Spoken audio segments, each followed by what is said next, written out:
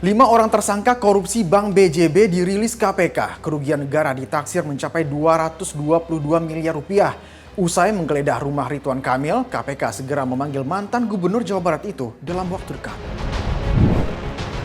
Kelima tersangka dugaan korupsi Bank BJB, diantaranya mantan Direktur Utama Bank BJB, Yudi Renaldi, lalu pemimpin Divisi Corporate Sekretari Bank BJB, Widi Hartoto. Selain itu, 3 tersangka lainnya merupakan pihak swasta, yakni pemilik perusahaan agensi iklan.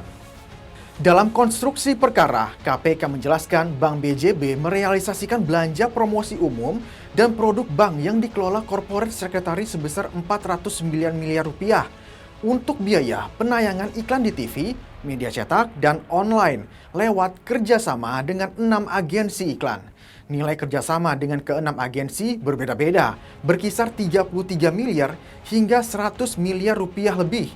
Temuan KPK menyebut bahwa lingkup pekerjaan yang dilakukan agensi hanya menempatkan iklan sesuai permintaan Bank BJB dan penunjukan agensi dilakukan dengan melanggar ketentuan pengadaan barang dan jasa.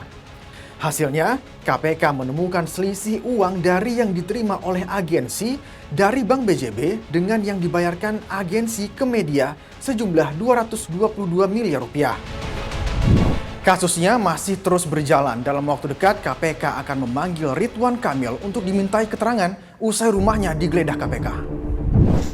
Saksi juga belum ya, karena belum dipanggil saksi, dan kapan akan dipanggil nanti pasti akan kita panggil, karena di rumah yang bersangkutan beliau kita laksanakan penggeledahan dan ada beberapa barang bukti yang kita cita, tentunya harus kita klarifikasi kepada yang bersangkutan. Terkait kapannya, tentunya segera mungkin akan kami panggil untuk seluruh saksi-saksi terkait dengan hasil penggeledahan yang kami laksanakan untuk mengklarifikasi terhadap barang bukti yang kami ambil maupun kami sita. Pemanggilan RK akan mengonfirmasi hasil penggeledahan dan menggali informasi seputar pengadaan iklan di Bank BJB. Tapi yang mestinya kalau KPK sampai melakukan penggeledahan itu ada dugaan mendapatkan sesuatu yang sifatnya bukan hanya sekedar citra. Itu apakah bisa barang gitu atau uang. Nah itu kan dilacak. Karena ada saksi yang menyatakan dari pemeriksaan KPK menyebut bahwa dia misalnya memberikan hadiah kepada kepala daerah. Nah itu kan ditindaklanjuti dengan penggeledahan. Nah, apakah ada di sana? Nah, belum tentu ada juga. Dan itu maka dilakukan penggeledahan karena saya yakin ada saksi yang menyatakan memberikan sesuatu. Entah uang, entah barang, atau ya kado ulang tahun, atau bisa kendaraan, kan gitu, macam-macam.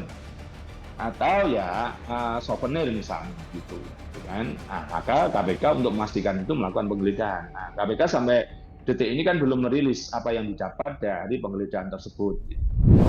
Menurut Koordinator Maki, Ridwan Kamil sedikit banyaknya mengetahui soal kasus ini karena posisinya sangat strategis menjabat sebagai Gubernur Jawa Barat kala itu. Tapi sangat strategis karena mewakili pemegang saham pengendali. Dia bisa mengangkat, bisa memberhentikan, bisa mempertahankan direksi maupun komisaris. Nah, komisaris biasanya sekda, sekretaris daerah. Nah, itu sekretaris daerah kan juga orangnya gubernur, jadi menjalankan perintahnya. Nah, karena punya peran strategis inilah kemudian direksi biasanya lebih tunduk kepada gubernur dibandingkan kepada komisaris atau dibandingkan pemegang saham yang lain, bupati, wali kota. Nah ini sebenarnya penguasanya itu sebenarnya gubernur dalam posisi Bank BPD. KPK menyebut selama 2,5 tahun dari 400 miliar rupiah belanja iklan Bank BJB sebelum dipotong pajak dan setelah dipotong pajak menjadi 300 miliar rupiah. Dari 300 miliar rupiah hanya 100 miliar yang digunakan sesuai peruntukannya. Lalu kemana aliran 200 miliar rupiah lebih mengalir? Kita tunggu kerja KPK. Saya Zikir Ahmad pamit. Terima kasih. Sampai jumpa.